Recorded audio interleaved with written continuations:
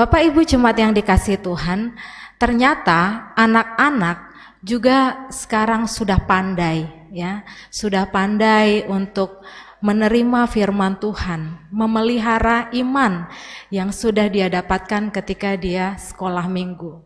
Saya yakin bahwa kakak-kakak layan sudah mengingatkan adik-adik layan kita untuk rajin bersaat teduh. Ya. Hari itu saya diingatkan anak saya untuk kembali baca Alkitab. Dan akhirnya Bapak Ibu, meskipun agak sedikit ngantuk-ngantuk, saya juga mengikuti anak saya untuk baca firman Tuhan.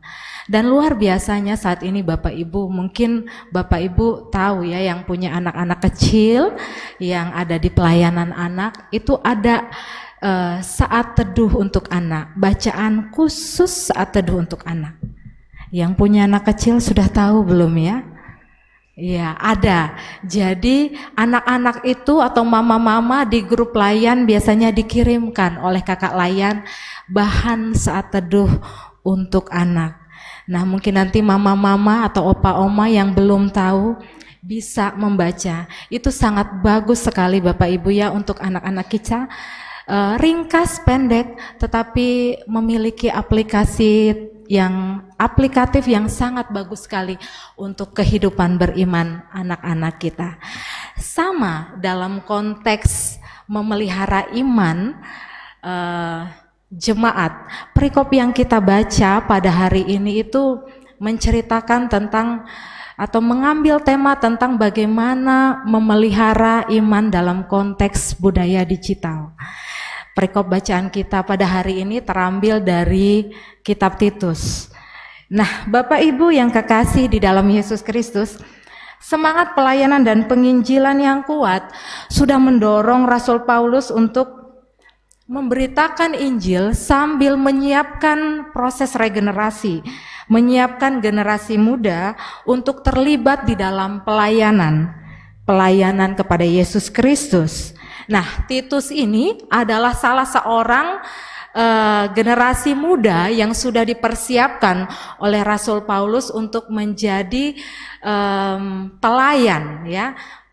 Kalau yang kita ketahui, anak rohaninya Rasul Paulus itu bukan cuma Titus saja ya, tapi ada juga Timoteus ya. Nah, jadi Titus ini Bapak Ibu yang kekasih, dia sudah dipersiapkan, dilatih ya bersama-sama dengan Rasul Paulus di dalam pekabaran Injilnya. Bahkan mereka pernah mengalami saat-saat genting, situasi-situasi yang darurat bersama. Jadi bisa dikatakan Bapak Ibu, Titus ini ya sudah hampir menjadi ya rekan sekerja daripada Paulus ya, bersama dengan Timoteus dan Barnabas dan lain sebagainya. Ya, jadi Titus ditugaskan Allah untuk melayani di sebuah pulau, namanya Pulau Kreta. Ya, Pulau Kreta ini adalah suatu pulau yang letaknya itu kalau nggak salah ya Bapak Ibu itu Yunani dengan Afrika Utara seperti itu ya. Jadi berada di pertengahannya itu. Ketika surat Titus ini ditulis Bapak Ibu yang kekasih, itu Titus sedang melaksanakan tugas panggilan pelayanannya di Pulau Kreta ini. Nah, jadi surat ini ditulis oleh Rasul Paulus untuk Titus untuk sebagai penggembalaan, penguatan kepada Titus yang sedang melakukan pelayanannya. Ya, kita tahu biasanya kalau Rasul Paulus itu membuat atau mengirimkan surat biasanya jarang ya kepada orang. Dia biasanya kepada jemaat. Jemaat di Roma, jemaat di Filipi, jemaat di Kolose. Dia kirimnya kepada jemaat. Jarang dia kirim langsung kepada personnya, kepada orangnya. Nah, tapi yang ini dia kirim langsung kepada orangnya. Ada 3 surat penggembalaan di dalam Alkitab yang memang dikirimkan oleh Paulus langsung kepada person, kepada orang. Yang pertama itu surat 1 Timoteus, 2 Timoteus, dan surat Titus. Nah, saya agak sedikit penasaran nih Bapak Ibu. Waktu saya baca ini, kok Rasul Paulus kirim surat ini ke person ya, kepada orangnya ya. Kenapa dia kirim langsung surat ini kepada orangnya? Ada apa sebenarnya dengan pelayanan Titus di Pulau Kreta? Kenapa dia butuh dikirimin surat secara khusus bahkan oleh mentornya Rasul Paulus? Bapak Ibu yang kekasih di dalam Yesus Kristus, saya coba kemarin itu searching di internet ya, nanya sama Mbah Google. Itu Pulau Kreta itu seperti apa sebenarnya? Penasaran saya. Jadi Pulau Kreta ini Bapak Ibu tadi saya sudah sampaikan itu berada di antara Yunani dan Afrika Utara. Tepatnya di lepas pantai Yunani. Dan pulau ini Bapak Ibu sangat strategis. Jadi dia punya tempat-tempat kayak pelabuhan-pelabuhan, sehingga di situ banyak orang yang berdagang dan menjadi sentral atau pusat dari ekonomi, keramaian seperti itu. Dan tempat seperti ini memang sangat cocok sekali untuk bisa memulai sebuah pelayanan. Tapi tahukah Bapak Ibu bahwa ternyata Pulau Kreta ini, bukan Pulau Kreta ya, salah saya, Pulau Kreta ya, Pulau KR ya, Kreta, memiliki penduduk yang terkenal dengan budayanya yang jahat Bapak Ibu ya. Ini sudah terjadi sejak zaman kuno gitu. Jadi orang-orang di Kreta ini terkenal sebagai pembohong, pengkhianat dan orang-orang yang tamak gitu ya. Dan banyak sekali pria-pria di sana itu berprofesinya sebagai tentara bayaran. Jadi kalau penawar-penawar tertinggi ya itu yang diikuti. Ya, jadi karena di sini juga termasuk ya banyak yang kita bilang ya mungkin kondisi kriminal ya, banyak ketidakadilan di sini. Jadi kota ini termasuk kota-kota di Pulau Kreta ini banyak tidak amannya Bapak Ibu ya, tidak aman dan banyak di sana terjadi kekerasan dan kejahatan seksual. Saya mikir-mikir kemarin kayak saya pernah ingat dulu ada film, saya agak lupa, cuma saya ingat itu di Acapulco, Meksiko. Jadi ya biasalah ya kalau nonton film-film teroris atau film-film action itu kita suka, waduh ini ya kotanya ya, pasti tidak jauh dari kondisi kota itu. Jadi lokasi kota yang digunakan untuk syuting film biasanya agak mirip-mirip menggambarkan kondisi kota tersebut. Ya mungkin kalau Bapak Ibu tahu kondisi di Acapulco kira-kira kayak gitulah. Ya, kota Acapulco di Meksiko itu merupakan kota nomor 2 yang ditakuti ya. Nomor satunya itu saya lupa. Tapi Acapulco termasuk daerah yang ditakuti karena banyak sekali pembunuhan terjadi di sana. Ya. Bapak Ibu yang kekasih di dalam Yesus Kristus, Paulus memang pernah singgah ke Pulau Kreta ini, tapi dia nggak sempat memberitakan firman Tuhan di sini, ya karena ada keterbatasan waktu. Nah, waktu dia singgah di sini, sebenarnya sudah ada kelompok Kristen di tempat ini yang dibawa oleh orang-orang Kreta itu sendiri. Jadi orang Kreta mungkin diinjili di tempat lain dan akhirnya mereka bawa pulang kekristenan ini dan dikembangkan di Pulau Kreta ini. Ada satu masalah Bapak Ibu di kehidupan bergereja di Kreta ini ya. Mereka ini dikatakan hidupnya tidak di dalam kebenaran. Jadi gereja yang ada di sana, orang-orang Kristen yang ada di sana itu meskipun mereka Kristen, mereka tidak hidup di dalam kebenaran ya. Mereka menyangka bahwa kasih karunia dan keselamatan yang dianugerahkan oleh Allah itu bisa diisi dengan kehidupan yang sebebas-bebasnya ya, dan ini diajarkan oleh nabi-nabi palsu yang ada di situ. Nah, bayangkan kira-kira apa yang harus dihadapi oleh Titus ketika dia ditugaskan Allah, ketika dia ditinggalkan oleh Paulus sendiri di sana sebagai penatua ya, atau pemimpin jemaat pada waktu itu ya. Kalau kita baca Bapak Ibu di surat Titus pasal yang pertama tetapi di ayat yang ke-12 Itu nabi-nabi palsu itu, nabi-nabi mereka itu sendiri saking gemesnya, saking kesalnya dengan orang-orang di Kreta ini, saking jahatnya perilaku mereka, mereka dibilang bahwa dasar orang Kreta pembohong, binatang buas, pelahap yang malas. Bayangkan. Jadi saya mikir-mikir lagi tadi waktu persiapan ini, apa yang harus dihadapi Titus ketika dia memulai pelayanannya.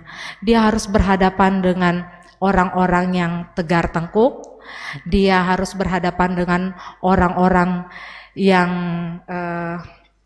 jahat, juga ada nabi-nabi palsu di sana. Banyak yang harus dilakukan oleh Titus. Sementara tugas yang harus dia emban adalah dia harus memperbaiki kehidupan jemaat. Dia harus ngajarin, membenarkan kembali ajaran-ajaran yang sudah belok-belok, supaya kembali lagi kepada ajaran Yesus Kristus. Ibu bayangkan kalau kita mau negur orang saja, kalau dia lagi salah, misalnya buang sampah aja sembarangan. Mas, kok buang sampah di situ? Itu kadang-kadang berat ya. Apalagi mau mengoreksi, mau ngajarin orang, Bapak Ibu. Kalau yang diajar ini adalah orang-orang yang baik, orang-orang yang takut akan Tuhan, orang-orang yang memang hidupnya mendedikasikan dirinya kepada Tuhan, mungkin gampang ngajarinnya. Coba yang ini, penjahat, boro-boro kita mau ngajarin firman Tuhan. Bayangkan apa yang dihadapi Titus waktu dia harus melayani di pulau ini.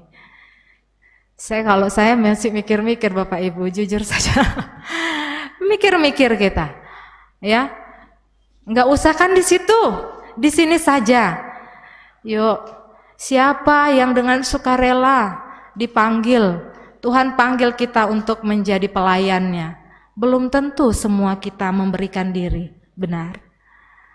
Belum tentu, tapi pasti ada yang bersedia memberikan dirinya. Situasi yang kita hadapi tidak seperti situasi yang Titus hadapi. Enggak, belum seberapanya. Tapi Titus berani. Titus bersedia memberikan dirinya. Karena dia tahu bahwa kekuatan yang dia bawa bukan kemampuannya, kehebatannya, kepintarannya, pengalaman hidupnya, pengalaman dia pelayanan ngikut Paulus, mentornya yang luar biasa. Enggak. Dia mengandalkan Tuhan.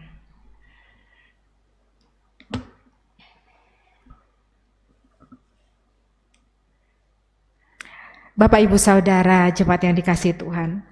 Tadi Paulus ditinggalkan Titus di Pulau Kreta ketika dia mau pergi melanjutkan misinya ke Akhaya. Titus ditugaskan oleh Paulus sebagai mandat Allah untuk meneruskan pengajaran iman yang benar supaya jemaat Tuhan di Kreta itu hidup sesuai dengan kehendak Tuhan. Titus diminta untuk mengajarkan, membimbing setiap jemaat yang ada di Kreta, orang-orang percaya yang ada di Kreta, untuk kembali kepada kebenaran.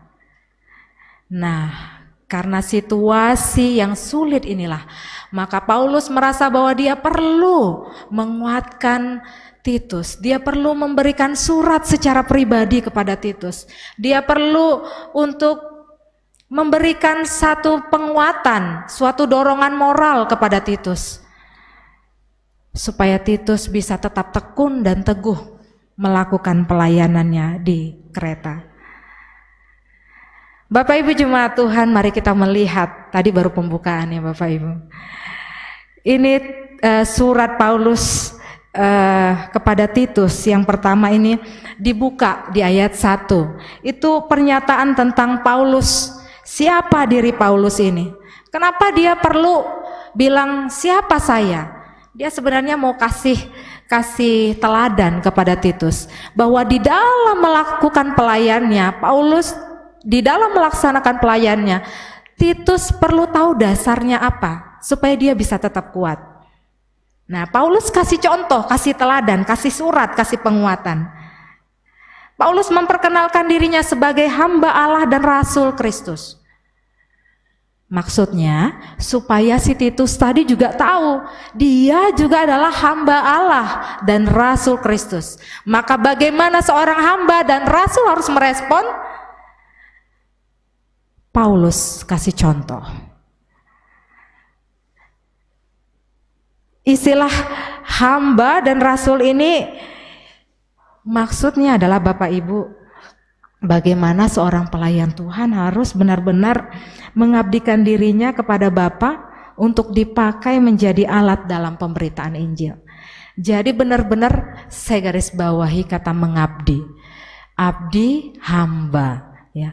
Kalau bahasa Ibraninya doulos ya. Itu hamba itu kalau dalam pengertian harafiahnya itu orang yang tidak memiliki hak atas dirinya sendiri. Jadi haknya itu udah diambil sama tuannya. Jadi dia hanya bisa melakukan apa yang Tuhannya perintahkan. Nggak bisa melakukan apa yang menjadi keinginannya. Itu hamba. Jadi kalau hambanya adalah kebenaran, maka dia hanya akan melakukan hal-hal yang benar saja. Tapi kalau hambanya dia adalah hamba dosa, maka secara tidak langsung naluri kehidupannya itu akan melakukan dosa. Sebagai hamba Allah, maka Paulus dan Titus harusnya melakukan kebenaran di dalam hidupnya. Sebagai rasul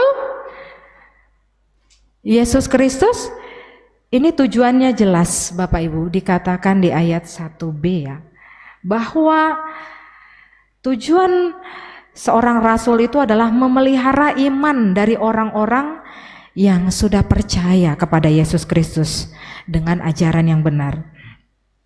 Ajaran ini bukan hanya kata-kata Bapak Ibu, tetapi harus juga menampilkan kualitas iman yang menunjukkan sikap takut akan Tuhan.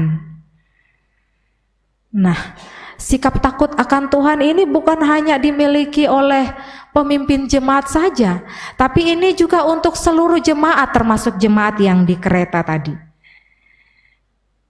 Bapak Ibu, kalau kita ngaku beriman, ya, mengaku beriman kepada Yesus Kristus, percaya bahwa Yesus Kristus adalah Tuhan dan Juru Selamat, kita akui di dalam diri kita.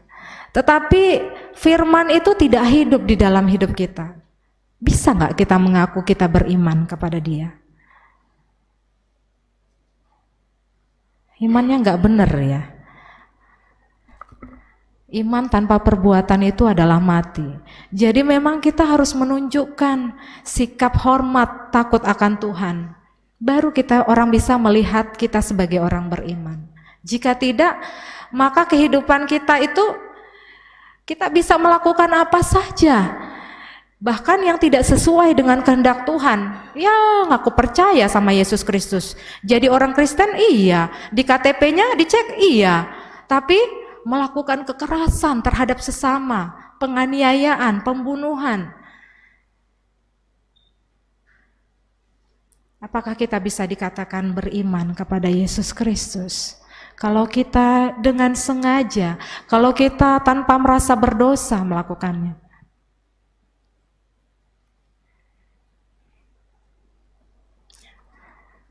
Iman harus ditunjukkan dengan perbuatan.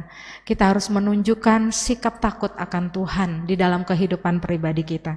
Inilah yang ingin Paulus sampaikan kepada Titus, bahwa ajaran-ajaran yang ada di Kreta selama ini itu sudah jauh dari melakukan firman. Mereka belajar tentang pengetahuan akan kebenaran yang ada di dalam firman Tuhan, tapi mereka tidak melakukan di dalam kehidupannya. Paulus mau bilang sama Titus, Titus tolong perbaiki dong, kamu kasih teladan sama mereka, hidup kamu tunjukkan kepada jemaat yang ada di Kreta seperti apa menjadi seorang Kristen. Ini tujuannya Bapak Ibu, itu yang pertama. Kata-kata Paulus di dalam ayat yang pertama ini juga bertujuan untuk memberikan dukungan moral ya kepada Titus, Bapak Ibu, bahwa dalam hal memberi diri bagi pekerjaan Injil Kristus itu bukan semata-mata karena kehebatan pribadinya, melainkan karena kehebatan atau kekuatan Allah. Allah itu berhak memilih siapa saja, bahkan mungkin orang yang lemah, orang yang kita tidak pandang, tapi Tuhan bisa pakai orang itu dengan luar biasa. Maka jangan aneh Bapak Ibu bahwa ada orang-orang yang mungkin terlihat hebat, orang-orang yang mungkin pintar berbicara, orang-orang yang punya pangkat tinggi, tetapi akhirnya tidak bisa memberi diri untuk melayani Tuhan. Bahkan mungkin tidak terpilih meskipun dia menginginkannya. Karena ketika kita terpilih, ketika kita merasakan panggilan di dalam diri kita bahwa kita dipanggil Allah untuk menjadi pelayannya, itu suatu anugerah, tidak diberikan kepada semua orang. Memang panggilan itu untuk melayani Tuhan, untuk bersaksi bagi Tuhan itu kepada semua orang percaya. Tetapi untuk menjadi pelayannya, maka Tuhan memilih kita secara pribadi.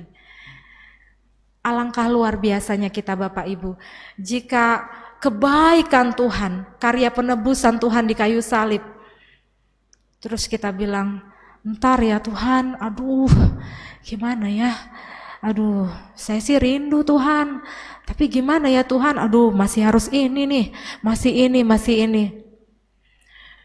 Kadang kita sibuk dengan kepentingan diri kita sendiri. Padahal Tuhan yang paling tahu siapa kita. Dia yang tahu kelemahan kita, kelebihan kita. Dia bisa pakai semua hal yang kita rasa, aku harusnya begini Tuhan. Tenang, kata Tuhan. Kalau kau lakukan perintahku, aku yang take over di situ. Aku yang bisa melengkapi kekuranganmu. Kadang kita udah takut duluan Bapak Ibu ya, takut kita nggak bisa optimal, takut kita nggak bisa ini, nggak bisa itu. Memang semuanya berproses Bapak Ibu, tetapi percayalah bahwa segala sesuatunya akan dimudahkan oleh Tuhan ketika kita memberi diri kita kepada Dia. Bapak Ibu yang dikasihi Tuhan, di ayat yang kedua juga di sini Rasul Paulus ingin menyatakan kepada Titus bahwa pengharapan akan hidup kekal itu menjadi dasar di dalam pelayanan atau pemeliharaan iman Paulus, iman jemaat, bahwa ketika orang yang sudah mendapatkan hidup kekal, orang yang mengerti dan memahami bahwa Tuhan sudah mengaruniakan hidup yang kekal ke dalam kehidupannya, maka itulah yang akan menggerakkan orang tersebut untuk boleh melayani Tuhan. Roh Kudus yang kita terima ketika kita percaya kepada Yesus Kristus, itu yang akan menguatkan kita untuk boleh melaksanakan tugas panggilan kita, memelihara iman kita. Percayalah kita bahwa dimanapun kita berada, sekalipun di pelosok, walaupun di situ nggak ada kecanggihan teknologi yang bisa kita untuk akses saat teduh, bahan-bahan renungan, Tuhan bisa pelihara hidup kita ketika Dia mau pakai kita untuk menjadi pelayannya. Di ayat yang ketiga Bapak Ibu, firman Tuhan di dalam Titus menyatakan bahwa Allah sudah memberikan firman di dalam Injil yang telah dipercayakan kepadanya. Paulus ingin menegaskan bahwa karya layan untuk meneruskan pemberitaan Injil ini merupakan tanggung jawab Rasul, tanggung jawab Titus.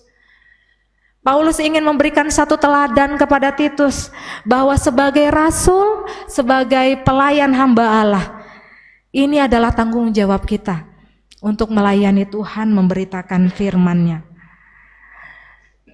3 poin ini Bapak Ibu menjadi penguatan bagi Titus dalam dia melakukan tugas dan panggilannya sebagai seorang penatua di Pulau Kreta. Di akhir Bapak Ibu, di ayat yang keempat, itu Paulus menyapa Titus dengan sapaan anak rohaninya. Ya, Bapak Ibu. Di sini Paulus itu menunjukkan sikap bahwa dia tidak melihat bahwa dia sebagai seorang senior dan Titus sebagai junior. Titus anak rohaninya jauh di bawah dia. Dia nggak pakai sistem itu, Bapak Ibu. Dia pakai sistem bahwa Titus dan Paulus sama-sama menjadi rekan sekerja Allah, mengerjakan tanggung jawab pelayanan ini bersama. Ini yang mau dikasih, yang mau dicontohkan Paulus, yang mau diingatkan Paulus kepada Titus, supaya nanti ketika Titus melakukan pelayanannya di pulau Kreta, Titus bisa mengingat mengingat poin ini sebagai dasar, sebagai kekuatan, sebagai peringatan bagi dia untuk melaksanakan pelayanannya.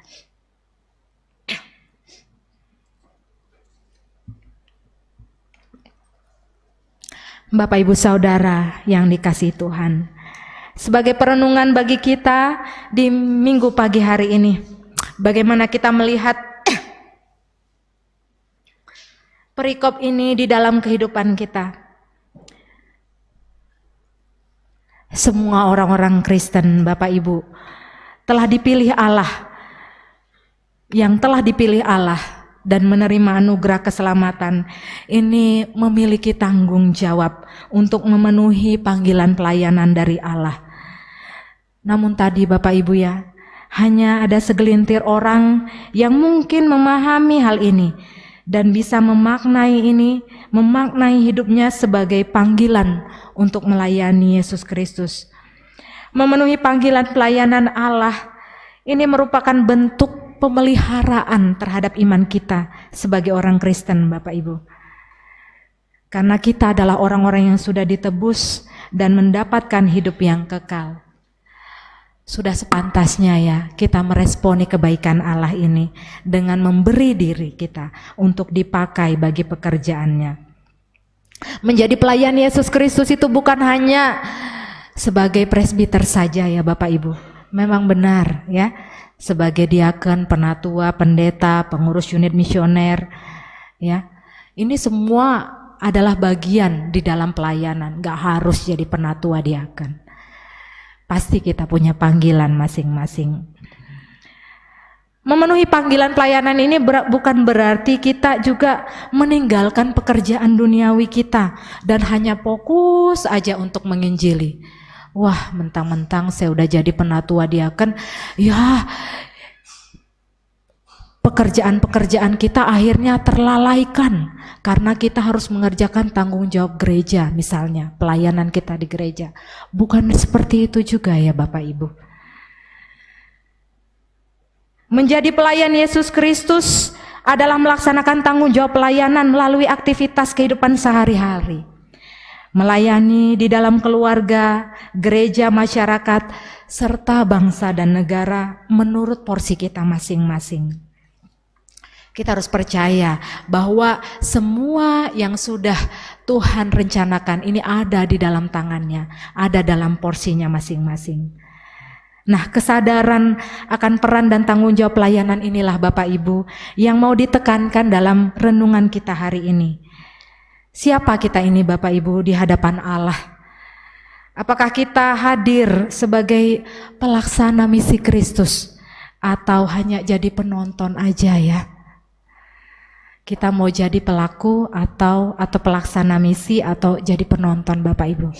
Ini kembali kepada diri kita masing-masing. Dan kita mengingat sabda Yesus Kristus dalam Injil Matius pasal yang ke-28 ayat yang ke-19. Bahwa sebenarnya kita semua adalah pelaksana misi Kristus. Dan menuju tahun 2026 dalam misi GPIB agar warga jemaat GPIB ini menjadi jemaat yang misioner. Maka berita firman Tuhan pada hari ini dapat menjadi salah satu motivasi bagi kita semua untuk terlibat aktif dalam pelayanan gereja. Yang juga akhirnya bermuara bagi pelayanan di dunia. Bapak Ibu jemaat yang dikasihi Tuhan, tema bacaan kita hari ini itu adalah memelihara iman di dalam konteks budaya digital.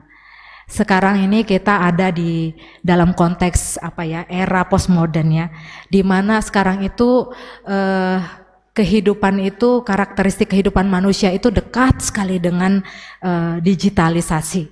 Ya, tantangan di era postmodern ini banyak berhubungan dengan dunia maya, Bapak Ibu ya. Ya, kita ini udah terbiasa menggunakan sosial media ya sebagai sarana berkomunikasi. Dan kadang-kadang Bapak Ibu ini membuat kita akhirnya sibuk dengan gadget kita seharian. Ya, dunia maya ini udah jadi tempat tempat hiburan yang paling lengkap untuk mengatasi kejenuhan ya, kemudian kebosanan kita, rutinitas kita. Gak usah jauh-jauh kita lihat. Anak kita aja kalau kita kasih handphone itu tahan berjam-jam Bapak Ibu. Bayangkan kalau bisa tahan berjam-jam artinya dia bisa akses semua di situ dan itu menyenangkan bagi dia. Ini tantangan, salah satu tantangan kita. Itu untuk anak-anak. Bagaimana kalau orang dewasa Bapak Ibu? Ada game online, ya, pornografi, video interaktif ya, live streaming di YouTube atau live streaming bisa ya di YouTube ya, di ini Facebook ya yang siaran langsung. Tahan emak-emak berjam-jam nonton siaran langsung, jualan di FB. Akhirnya apa Bapak Ibu? Produktivitas kita menurun. Waktu lebih banyak kita gunakan untuk menghabiskan sesuatu yang kurang bermanfaat. Atau mungkin kita sibuk mempelajari aplikasi-aplikasi baru di handphone ya, yang kegunaannya sebenarnya nggak penting-penting amat. Akhirnya kita gitu Bapak Ibu. Ini tantangan. Era digitalisasi ini memang kayak pedang bermata dua ya Bapak Ibu. Bisa digunakan untuk kebaikan, bisa juga mendatangkan kehancuran bagi kita. Tergantung mana yang mau kita pilih. Mudah-mudahan kita semua di sini menggunakan digitalisasi ini untuk kebaikan. Kita bisa akses di situ misalnya renungan-renungan harian. Kita bisa akses di situ materi-materi yang baik, materi-materi parenting untuk anak kita, ya. Banyak yang baiknya juga. Nah, tapi ini tergantung kepada kita masing-masing. Roh Kudus yang mengarahkan kita Bapak Ibu untuk melakukan hal-hal yang baik dan benar. Tanpa Roh Kudus, maka kita akan bebas, kita akan terbuka dengan apa saja. Untuk itu kita perlu memelihara iman kita dengan saat teduh setiap hari, belajar firman Tuhan, ya. Boleh dengan anak-anak kita. Anak-anak kita juga harus diajarkan dari sekarang untuk membaca, merenungkan firman Tuhan.